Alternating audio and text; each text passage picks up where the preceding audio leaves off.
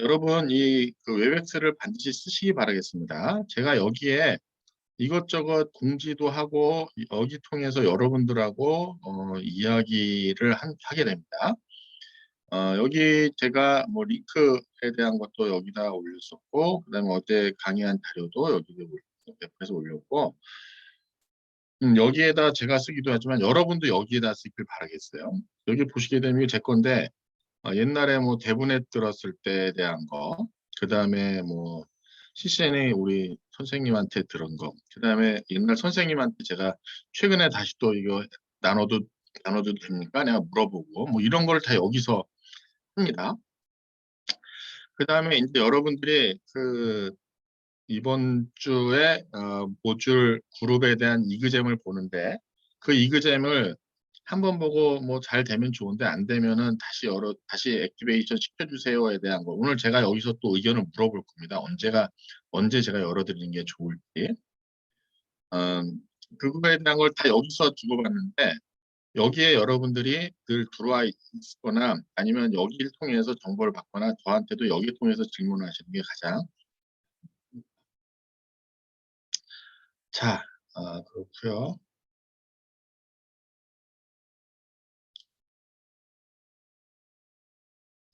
레퍼런스 모델에 대해서 저희가 좀 알아보도록 하겠습니다. 이 레퍼런스 모델이라고 하는 게 왜 중요하냐? 하나의 레퍼런스를 갖고 나서 서로 다른 거를 비교 설명할 때가 너무 좋습니다. 이건 레이어 어느 계층에 해당해 라고 이야기하는 게 편하죠. 그 다음에 그거에 대한 것이 약간 겹쳐 있을 수도 있어요. 근데 TCP/IP는 그렇지는 않습니다. 그래서 이제 레이어드 모델에 쓰는 장점에 대한 거 보여가 있는데 뭐 이럴 때 있을 때 예를 들면 내가 새로운 세션을 개발을 했어. 그럼 세션만 바꾸면 돼요.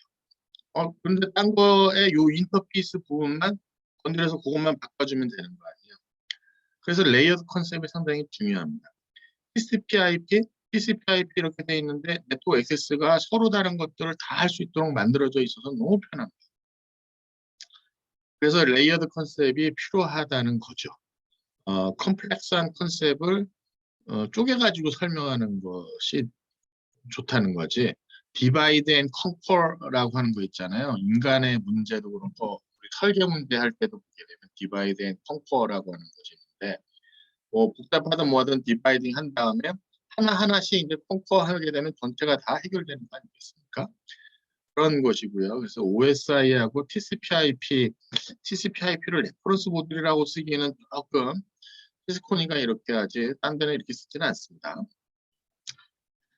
그 TCP/IP 프로토콜을 OSI의 레퍼런스 모델에다가 맞추지요. 그래서 이 레퍼런스 모델에다가 프로토콜을 정의해봤습니다. TCP/IP 네트워크 액세스, 그다음에 애플리케이션으로 TCP/IP가 구성되어 있는데 그거에 대한 프로토콜들이 이런 것들이 있는 거고요. 트랜스포트는 TCP/UDP, 그다음에 IPv4, V6, ICMP. 네트워크 액세스하는 게 이더넷, 와이어리스넷, 소넷, SDH. 소넷, SDH는 이제 옵티컬 파이버 공간으로 나오는 기술이에요. 아마 다음 장에서 다룰 예정입니다. 레이어드 컨셉이라는 것이 왜 장점이 있느냐? 특정한 계층에서 동작하는 프로토콜이 위아래 인터페이스만 맞추도록 만들어도 돼 있고요. 그다음에 컴피티션을 더 촉진할 수 있고 디퍼런트 벤더가 서로 워킹할 수 있도록 뭐 위아래 서로 따로 개발한 사람들끼리 서로 합치는 것도 할 수 있고요.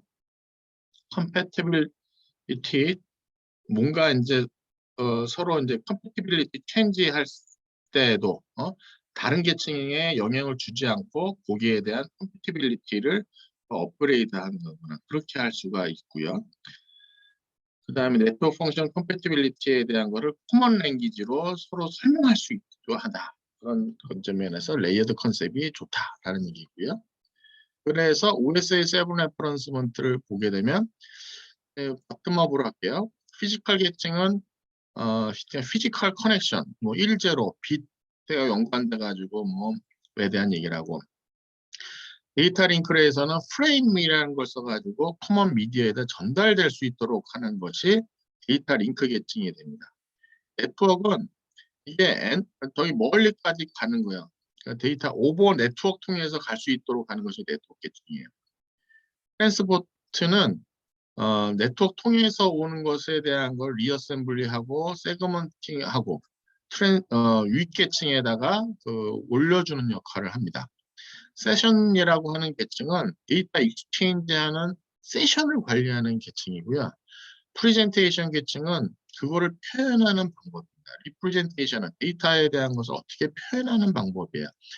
그래서 인코딩하는 룰이라든가 한글 뭐 표현이라든가 그 다음에 또 뭐가 있나요? 뭐 그런 것들에 대한 것을 하는 거죠. 애플리케이션 사용자가 쓰는 사용자라기보다는 프로세서 투 프로세서 사용자는 사람의 프로세스를 쓰는 거니까 프로세스 투 프로세스 커뮤니케이션을 하는 형태로 요 레퍼런스를 있고요. 요거에 대한 기능이라든가 각 계층의 용어는 여러분들이 반드시 알으셔야 되고 여기 TCP/IP하고 서로 비교되는 거 이런 것들은 좀 아셔야 되겠죠. 뭐 TCP/IP에 대한 거 아까 설명했으니까 넘어갈게요. 그 다음에 서로 이제 비교해가지고 나와 있습니다. 레이어 1, 2라는 것은 미디어에 대한 액세스하고 피지컬 방법에 대한 것이 레이어 1, 2에서 이제 한다. 데이터 링크하고 피지컬 레이어에 대한 거에 대한 얘기가 나와 있습니다. 트레이스에 대한 거 해보시면 되겠고요. 데이터 인캡슐레이션 하는 과정을 볼까요? 세그멘팅, 데이터 메시지에 대한 거를 세그멘팅 합니다.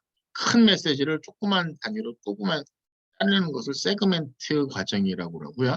멀티플렉싱이라는 것은 이걸 여러 개를 묶어가지고 보내는 기술입니다. 세그멘트 데이터들이 여러 군데서 온 거를 모아서 하는 기술이 이제 멀티플렉싱이고요. 그다음 세그멘팅 메시지에 대한 것은 스피드를 업할 수 있고 이피션시를 높일 수 있다. 세그멘트를 했기 때문에 큰 데이터를 쪼개가지고 보내기 때문에 커뮤니케이션이 큰 거 보내는 것보다 어떻게 됩니까? Without tying up communication link, tying up 하나 묶어가지고 보내지 않아도 된다는 그런 얘기죠. 아니면 링크 하나에다 계속해서 쭉 펼쳐져 있게 될 거 아니에요? 메시지가 길면 그럴 필요 않다는 거죠. 세그먼트 단위로 많이 보내기 때문에 세그먼트 만약 이게 뭔가 에러가 났을 때 해당 세그먼트만 보내면 되기 때문에 이피션시하다. 엔타이어 데이터 보내는 것보다 잃어버린 세그먼트만 보내는 것이 할 수 있는 장점이 있다. 시퀀싱에 대한 건 순서 맞추는 겁니다. 이 데이터가 지금 이렇게 두 개가 멀티플렉싱이 됐어요. 지금 링크가 요거 하나 이렇게 두 개가 멀티플렉싱이 돼서 섞여 들어왔을 때 그에 맞춰가지고 이제 각각의 메시지를 그 순서를 맞춰주는 시퀀싱이라는 과정이 있습니다. 그거의 책임은 누가 지느냐? 지금 TCP/IP가 중에서 TCP가 시퀀싱에 대한 거를 책임을 진다는 것이 내용이 되겠습니다. 인캡슐레이팅 하는 것은 이제 헤더에다가 이렇게 봉투 씌우듯이 씌우는 그런 과정이 되겠고요. 인포메이션 데이터에 대한 것을 프로토콜, 대한 인포메이션 또 데이터로 만드는 과정이 되겠습니다. 각각의 PDU라고 하는 것이 서로 다른 네임을 갖고 있는데 각각 프로토콜 데이터 유닛이에요. 프로토콜 데이터 유닛이라고 하는 것이 각각 계층에서마다 이 프로토콜 PDU라는 용어를 씁니다. PDU는 각 계층에서 쓰는 것마다 그 별도의 이름을 쓰는 경우도 있는데 예를 들면은 OSI 표준으로 쓰는 우리 용어는 L2 PDU, L3 PDU, 애플리케이션 PDU 뭐 이런 각 계층의 PDU를 쓰는데 필요에 따라서는 forging down the stack as follow에서 보게 되면 이제 데이터 스트림이 있습니다. 위에 데이터가 크게 오는 거죠. 이게 보면은 애플리케이션 레벨이라고 보시면 될 것 같아요. TCP에서 세그멘팅을 합니다. 그 다음에 IP에서 IP 패킷을 만들고요. 이번에서 프레임을 만들고요. 그다음에 피지컬에서 스트림으로 내려갑니다. 이메일 데이터를 이렇게 만들었어요. 이메일 데이터에 대한 거를. 그 다음에 이메일 데이터를 쪼개가지고 이렇게 조그맣게 해서 요 세그먼트 하나를 만들어서 트랜스포트 헤더를 붙여서 보냅니다. 여기 이제 인캡슐레이션 했죠. 그 다음에 여기에 IP 계층에서 TCP에 대한 헤더하고 IP 헤더를 붙입니다. 요만큼 메시지로 내려왔고 여기 IP 헤더를 붙이게 되고요. 그 다음에 요만큼에 대한 것이 IP에서 내려와서 이더넷에서 이더넷 프레임하고 이더넷 트레일러를 붙여요. 보게 되면 뒤에 트레일러는 없습니다. 이더넷은 여기 액세스를, 링크에 대한 액세스를 하기 때문에 끝나는 부분에 대한 거를 여기 끝났어 라고 하기 위해서 트레일러를 붙입니다. 인캡슐레이션 하는 이그젠플, 아까 제가 말씀드린 거예요. 여기 웹 데이터에 대한 걸 TCP 헤더, IP 헤더, 이더넷 프레임, 이더넷 트레일러까지 해가지고 인캡슐레이션에 대한 절차를 보실 수가 있습니다. 자기가 만들어서 아래 계층에다 보내고요. 지속을 본 때까지, 밑에 네트를 비스트림 할 때까지 이 과정에 대해 지속적으로 이루어지게 됩니다. 리피틀리 이 과정이 이루어져 갖고 전달이 되는 것을 보실 수가 있습니다. 디캡슐레이션 과정은 반대겠죠. 밑에서 비트를 받아가지고 이번에 프레임 만들고요. IP 패킷으로 만들고요. TCP 세그먼트를 하고 웹 데이터를 해가지고 위에다가 올려줍니다. 데이터 액세스하는 과정을 볼까요? 데이터 액세스, 어드레스. 이게 링크에서도 어드레스가 있고 네트워크도 어드레스가 있어요. 서로 다른 어드레스입니다. 데이터 링크는 데이터 그 링크에서 쓰는 어드레스고요. IP 네트워크에서 쓰는 어드레스가 있습니다. 어드레싱에 대한 것은 소스하고 데스티네이션을 구분하기 위해서 쓰는 것이고요. 그래서 네트워크 레이어 소스 데스티네이션 어드레스가 IP 계층에서 있습니다. 그래서 이 IP 계층에서는 뭐 전 세계를 다 갈 수 있는 겁니다. 전 세계를 갈 수 있고요. 데이터 링크는 기껏 해봤자 우리 내 사무실에서 가까운 라우터까지만 가는 것입니다. 그래서 그거에 대한 거는 니카드, PC에 있는 니카드하고 다른 니카드 사이에서 쓰는, 내부에서 랜에서 쓰는 거라고 보시면 되겠고요. 피지컬에서 해야 되는 기능이 있습니다. 타이밍 싱크로나이제이션 해줘야 돼요. 그래서 내가 지금 데이터 보낼게, 받을게, 뭐 이렇게에 대한 것이 피지컬 타이밍 싱크를 맞춰야 되고요. 데이터 링크에서는 소스 데스티네이션 맥 어드레스, 미디어 액세스 컨트롤 어드레스라고 구분을 하고요. IP는 데스티네이션 소스 IP 어드레스, 여기 로지컬 어드레스라는 말도 썼어요. 상대적으로는 피지컬 어드레스이고 여기는 로지컬 어드레스라는 말도 썼습니다. 트랜스포트는 위에 이제 포트 번호라는 이름으로 해서 쓰게 됐습니다. 그 다음에 상위 계층에 대한 것은 인코드하는 애플리케이션 코드로 이렇게 만들어 놓습니다. 레이어 3 로지컬 어드레스를 보시게 되면 레이어 3 소스 IP 데스티네이션 어드레스로 하고요. 여기 보게 되면 192.168.1.100, 그 다음에 여기는 172.16.1.99가 소스 IP 맥 어드레스로 소스 데스티네이션 어드레스를 놓고요. 소스 어드레스를 이렇게 하고 그 다음에 얘가 리플라이 할 때는 이 소스 어드레스가 데스티네이션 어드레스가 돼서 오는 형태가 되겠습니다. IPv6, IPv4 네트워크 프레픽스 파트, 그러니까 호스트 이렇게 나눠지는데 여기 보게 되면 이 네트워크 요 앞부분에 대한 것으로서 여기 이그젠플이 없네요. 이그젠플 여기 나와요. 보게 되면 투 파트로 나눈다. 그래서 여기 뭐 넷마스크가 그 구분을 합니다. 예를 들면 넷마스크가 255.255.25.0이라고 하면 앞에 192.168 1점까지가 같은 거고 호스트 아이디는 110이 됩니다. 이제 되고요. V4에서는 네트워크 포션, 호스트 포션이라고 나누는데 V6에서는 IP 프레픽스라고 그러고 인터페이스 아이디라는 말로 씁니다. 그래서 용어는 다르지만 걔는 컨셉은 동일해요. 이게 또 이제 나와 있는데 이게 같은 게 무엇이냐라고 보게 되면 여기 나와 있네요. 여기 보면 여기 192.168.1, 190.106.1 갖고 요게 이제 호스트 아이디가 119 이렇게 되는 겁니다. 그래서 보게 되면 여기에 이렇게 나와 있는 상황에서 190.168 1까지는 같은 네트워크이고요. 여기는 9번, 얘는 110번 이렇게 되어 있는 것이 호스트 아이디고요. 그 다음에 이제 V6 이건 맥 어드레스에 대한 것인데 맥 어드레스는 이렇게 좀 여기 다릅니다. 맥 어드레스는 여기 맥 어드레스가 이렇게 다른 이타링크 맥 주소가 여긴 트리플 그냥 더블 A 더블 A 더블 A 더블 C 더블 C 더블 C로 이렇게 나와 있는 것을 보여주고 있습니다. 그래서 보게 되면 소스 어드레스에 해당하는 소스 맥 어드레스, 데스티네이션의 IP 어드레스에 해당하는 데스티네이션 맥 주소가 이렇게 해서 IP 그다음에 맥 헤더, IP 헤더 그다음에 데이터 실려가는 것을 보실 수가 있습니다. 데이터 링크 레이어 same IP 어드레스가 있다. 아까 앞에서 제가 설명한 건데 여기 나와 있는 거네요. 그래서 요게 두 개의 단말 자체가 요게 FTP 서버하고 요 PC1에 대한 것이 하나의 네트워크에 있는 것은 192.168.1.0이고요.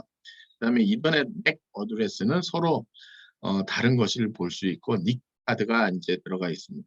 그거에 대한 설명입니다. 리모트 네트워크에 대한 건 어떻게 되느냐? 이 네트워크에 이렇게 되어 있습니다. 지금 보시게 되면 이 네트워크에 여기까지가 하나의 서브 네트워크 같은 거고요. 그다음에 여기가 지금 하나의 라우터 경유였고 여기가 하나의 또 서브 네트워크입니다. 여기가 하나네. 왜 그러냐면 여기 보시게 되면 이렇게 돼 있죠. 이게 좀 크게 해놓고 볼까요?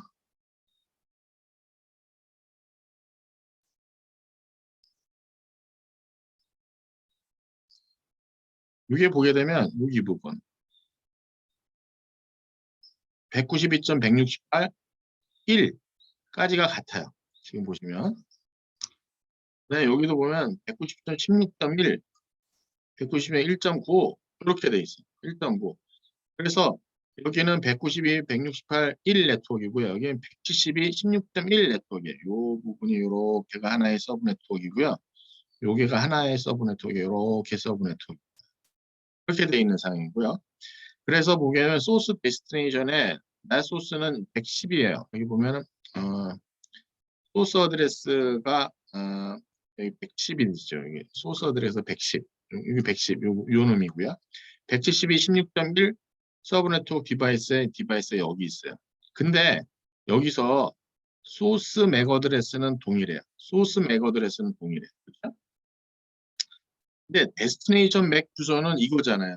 A, B, C, D, E, F 1, 2, 3, 4, 5, 6인데 이 주소를 이더넷 프레임에다 씌우면 못 갑니다.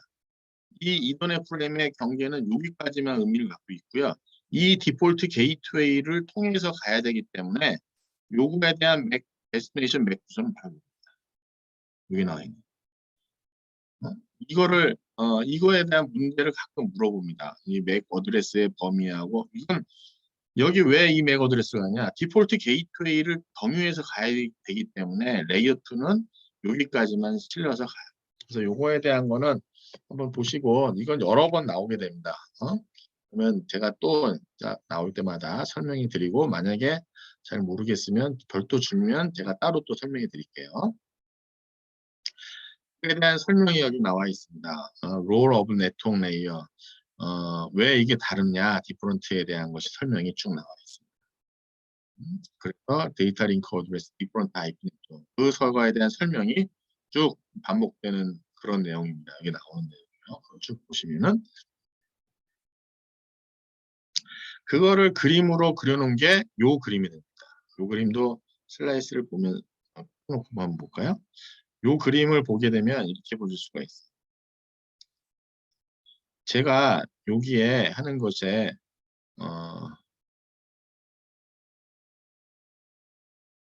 조금 L3는 안 바뀝니다. 요 L3는 이게 엔드 투 엔드까지 갑니다. L3는 여기까지 해서 끝까지 가요. 그러니까 이 주소를 갖고 나서 IP 헤더는 가는데 레이어 2에 대한 메커드는 달라집니다. 달라질 수밖에 없지 않겠습니까? 지금 보시게 되면 얘 L2 쓴 거에 대한 건 여기서밖에 의미가 없어요. 그러면 얘가 여기 있는 L2를 빼고 새로운 L2를 붙입니다. 밑단에 맞는 L2를 붙여요. 그래서 요 L2를 붙입니다. 요 L2를. 여기 내에서 의미 있는 L2를 붙여서 여기까지 전달이 돼요.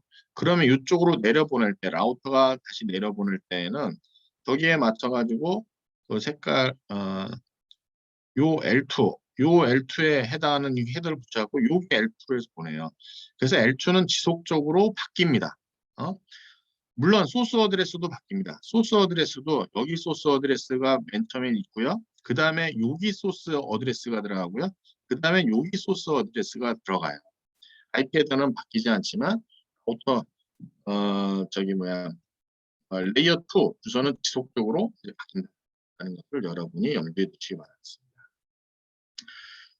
이거에 대한 설명이에요. 여기 보면 제가 쭉 있는데 뭐 간단하게 제가 쭉 설명해 드렸습니다. 모듈에 대한 퀴즈까지 여러분이 쭉 공부를 좀 하시기 바라겠습니다. 자, 여기까지 해서 모듈 3에 대한 강의를 마치도록 하겠습니다.